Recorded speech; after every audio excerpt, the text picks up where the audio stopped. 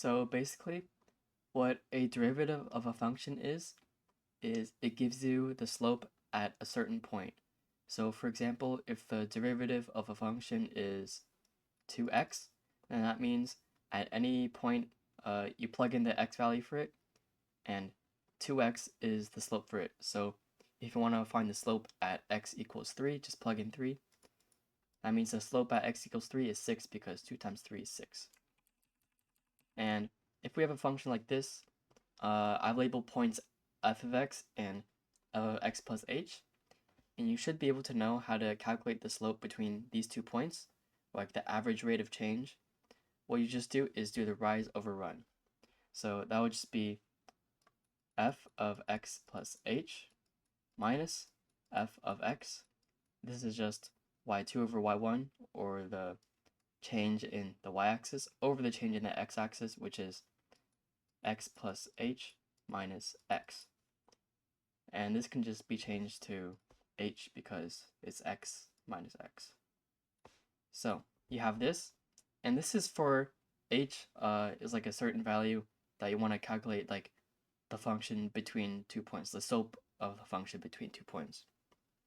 However, if we want to find the slope at a certain point, well, for this kind of graph, we can't just really look at it and figure out the slope. But if we think about it, if h gets smaller and smaller, these 2 points will get closer and closer. And as h approaches 0, well, these 2 points will be touching. So the derivative, or the slope of a function at a certain point, is the limit as h approaches 0 of f of x plus h minus f of x all over h. And the notation for a derivative, we can write it in 2 different ways. We can write f prime of x. F prime of x is kind of like an informal way of writing it, but you'll still see it a lot. So f prime of x, if f is a function, then f prime of x is the derivative function, and it's just this part.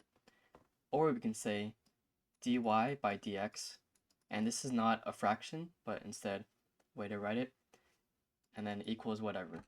Or you can get rid of the y and just have d over dx, and then write the function afterwards, or y, or whatever it is. And dy over dx, some people will also say the derivative of y with respect to x. So yeah, there's lots of ways you can notate derivatives. Now, let's do an example.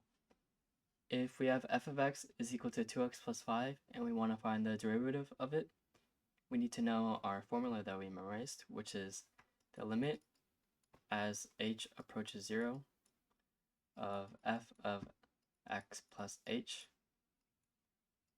minus f of x all over h.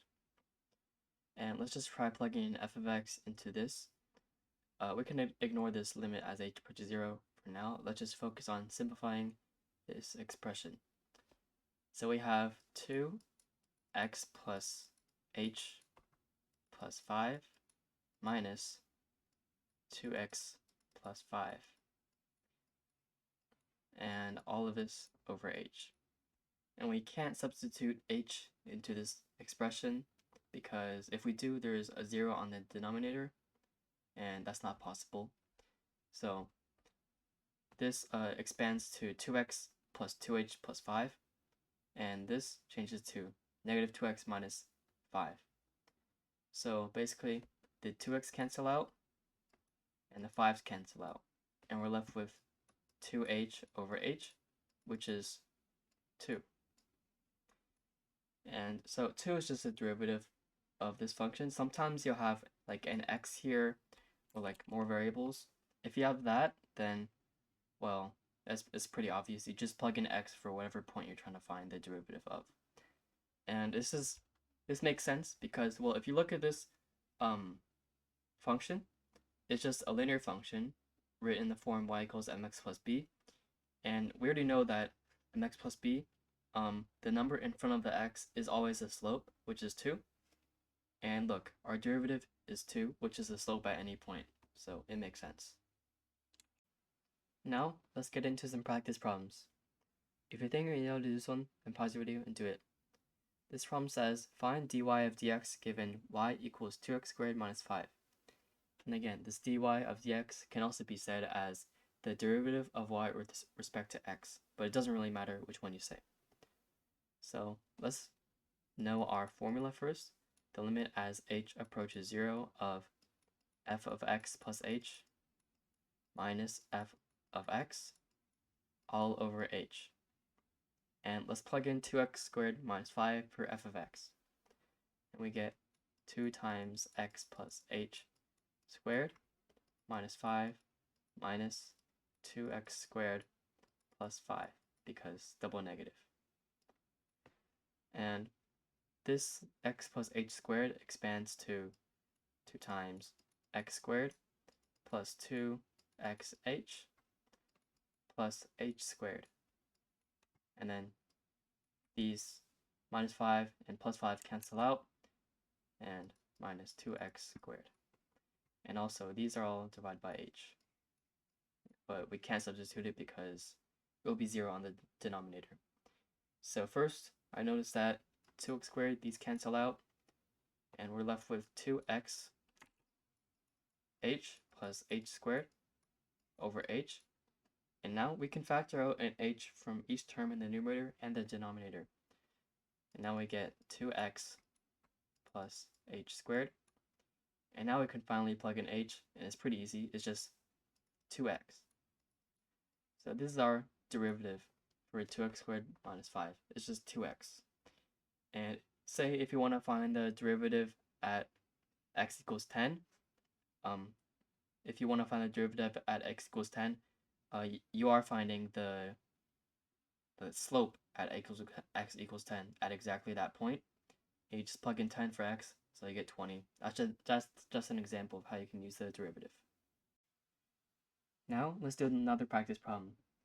If you think you know how to do this one, pause the video and do it. But this problem says, find dy of dx given y equals 4 over x. And you should already know your formula by now. The limit as h approaches 0 of f of x plus h minus f of x all over h. So let's just plug in 4 over x in that. And you get 4 over x plus h minus 4 over x all over h. And what we can do is, we'll multiply this fraction by x, x over x I mean, and then this fraction by x plus h over x plus h, so you can get a common denominator for those. So we get 4x over x times x plus h minus 4x plus 4h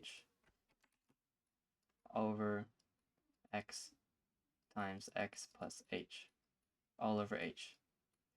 And what we can do now is multiply both sides of the fraction by x times x plus h. We get 4x minus 4x minus 4h all over hx times x plus h. And now, well, these 4x cancel out, and we're left with negative 4h over hx times x plus h. And these h's cancel out, and we're left with negative 4 over x times x plus h. And if we substitute h for 0, we're left with negative 4 over x squared. And that's our answer for this. And in case you don't know already, for every derivative problem you're given, there's most likely going to be an easier way to do it than just plugging it into this limit function that we memorized. There's lots of rules you can use, and it's not going to be as repetitive as what we're doing right now. And in fact, all the problems that I showed in this video could probably be solved in less than a second in your head if you memorize all the rules for derivatives. So it's not always going to be like this long, annoying process that we've done. And everything that I explained in this video and all the problems that I went through should teach you everything that I need to know the basics of derivatives. If you learned something from this video, or if you enjoyed it, then please consider liking and subscribing.